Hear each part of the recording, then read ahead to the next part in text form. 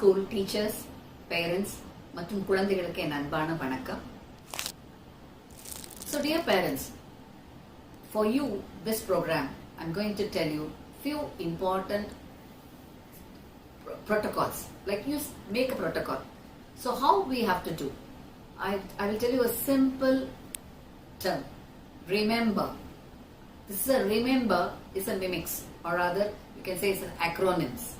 This remember, each word REMEMBER, remember, each one stands one for that. So I will tell you what each one means.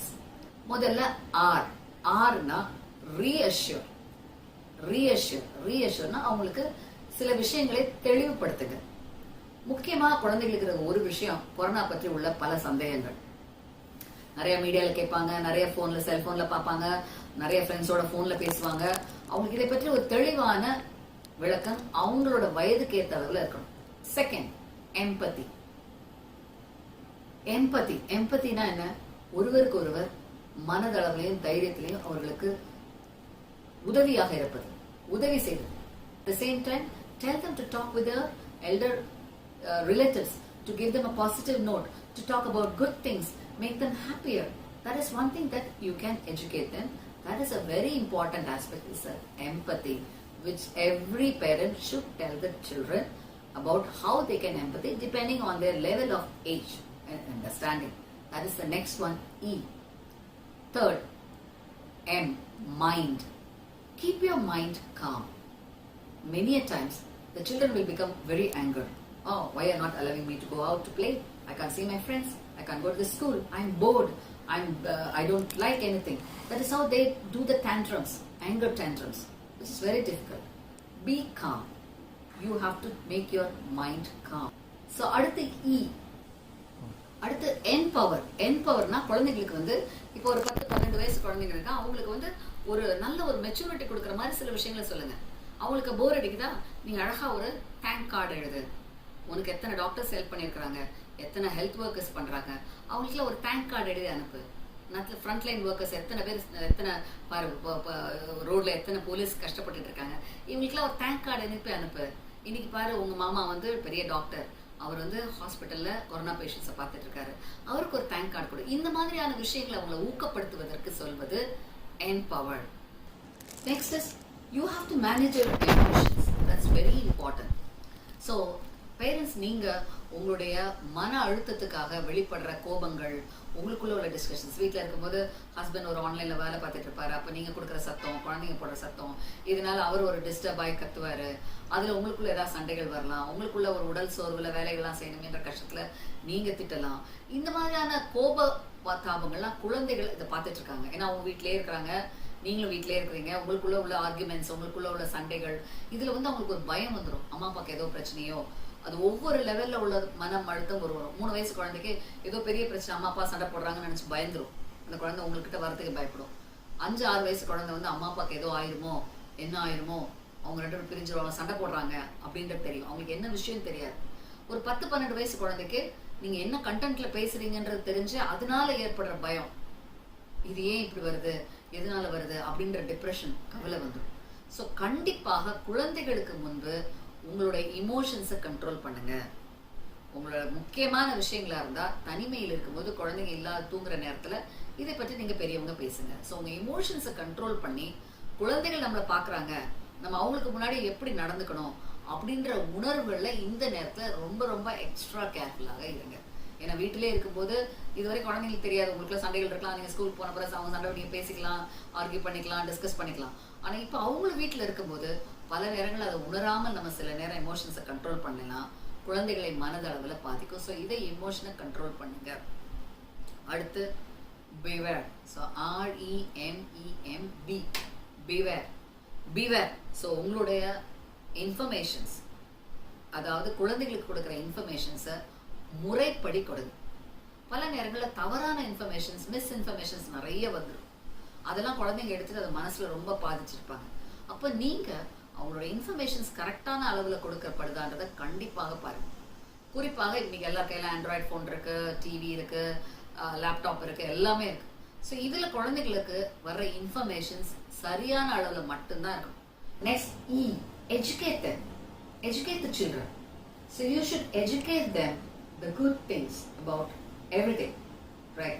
How to live in a family, how to take care of the grandparents, how to do small little work, allot them certain work, make them be happy, educate them, give them good books to read. If they have reading habits, improve it. That's a very important one.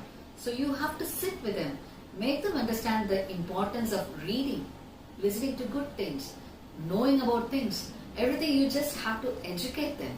Educate them about how we have to live in this pandemic. And once the lockdown clears, how we are going to do. All those things you have to sit and educate them. That is very important. So they have to be, they have to know about educating. So in this level, you can make the elders. For example, if there are two children, elder one, younger one, the elder one can look after the younger one to educate. So make the sister to do some work for the brother.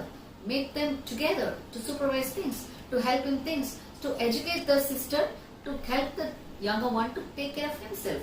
So this is something in educating to empower them, to help them do that. That will make them much more in a good comprehensive way. And secondly, you have to give them good educative materials, whatever that you have. Make them learn it. Give them the good time to read things up to their level. Good books, good happy stories. All these things are very important.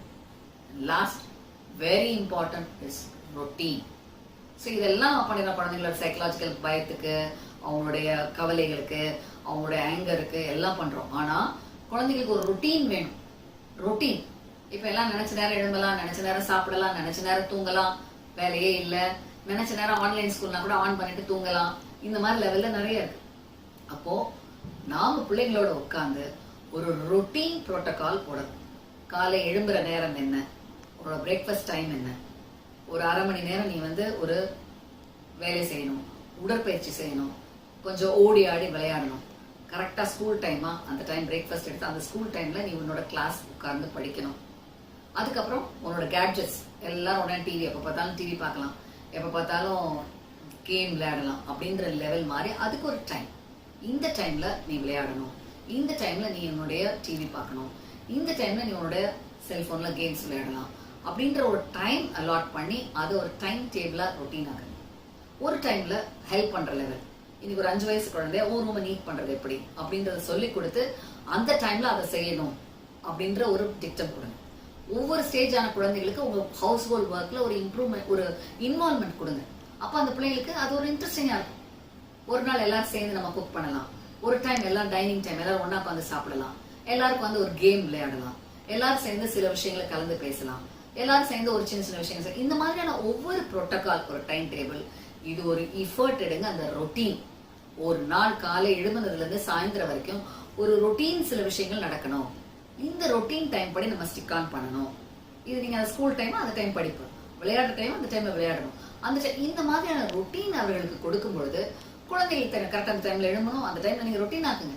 அவன் நினைச்ச நேரம் எழும்புறது, நினைச்ச நேரம் சாப்பிடறது எல்லாம் தவிர்த்து குழந்தைகளை ஒரு ரொட்டீன் சிஸ்டத்துல உருவாக்குங்க. இதுல அவங்களோட உடல், அவங்க உணவு முறைகள், அவங்களோட ஆரோக்கியம், உடற்பயிற்சி, ஸ்கூல் ஸ்டடீஸ் மற்றும் ஃபேமிலி டைம் அப்படின்ற ஒரு பர்சனல் விஷயங்களையும் நீங்க ஒரு தீர்மானம் எடுத்து பேரண்ட்ஸ் இதை ஒரு சிஸ்டமேட்டிக்கா ஆக்கும் பொழுது குழந்தைகளுக்கு இது ஒரு வித்தியாசமான விஷயமா தெரியாது. இதுல ஏதோ ஒரு மாறுதலான நிலையில இருக்கிறோன்ற எண்ணங்கள் இருக்காது. அதே மாதிரி அந்த குழந்தைகளுக்கு அவங்க ஃப்ரெண்ட்ஸோட சேட் பண்றதுக்கு ஒரு சில ஆப்ஸ் மூலமாக ஒரு லிங்கை உருவாக்கி கொடுங்க. ஸோ ஒரு குறிப்பிட்ட நேரத்தில் அவங்க ஃப்ரெண்ட்ஸோட பேசலாம், செய்யலாம் அப்படின்றது ஒரு முக்கியமாக செய்யுங்க. இதை ரொம்ப கண்ட்ரோல் பண்ணாதீங்க. இந்த மாதிரி விஷயங்களை ஒரு ரொட்டீன் ஆக்கி அவர்களுக்கு கொடுத்தீங்கன்னா இந்த லாக்டவுன் பீரியட்ல அவங்களுடைய மனதளவில் உள்ள இமோஷன்ஸ், குறைகள், கவலைகள், ஒரு ஹாப்பஸாட வளர்ற சோம்பல், உடற்பயிற்சி இல்லாதது, இந்த மாதிரி எல்லா விஷயங்களுக்கும் இது ஒரு தீர்வாகும். ஸோ ஒவ்வொருக்கும் ஒரு குறிப்பிட்ட டைம் கொடுத்து ஒரு சூப்பர்வைஷன் பண்ணுங்க. ஃபார் எக்ஸாம்பிள் ஒரு 1/2 மணி நேரம் எக்ஸசைஸ் பண்ணோம்னா ஒரு பிரதர்ஸ் இருந்தாங்க, நீ அவனை கவனி, நீ எக்ஸசைஸ் பண்ண, இருவரையும் அதை எக்ஸசைஸ் பண்ண சொல்லி அதுக்கு ஒரு பாசிட்டிவ் என்கரேஜ்மெண்ட் கொடுங்க. அதே மாதிரி ஒரு ஃபேமிலி டைம்ல டெய்லி அவர்கள் செய்த உதவிகளை அவங்களை அப்ரிஷியேட் பண்ணுங்க. அவர்கள் செய்த நல்ல விஷயங்களை சொல்லுங்க. அவங்க இன்னைக்கு யாருக்கு ஃபோன் பண்ணி ஒருத்தரை விஷ் பண்ணாங்கன்னா அந்த விஷஸை அவங்களுக்கு அப்ரிஷியேட் பண்ணுங்க. இந்த மாதிரி அவர்களை பாசிட்டிவ் மூட்டோட அவர்களை ஊக்கப்படுத்துங்க. இதுக்கான நேரங்களை கொடுத்து ஒரு சிஸ்டமேட்டிக் ரொட்டீன் புரோட்டோகாலாக போட்டீங்கன்னா குழந்தைகளுக்கு இது ஒரு குறையாக தெரியாது. So please remember the remember. Thank you.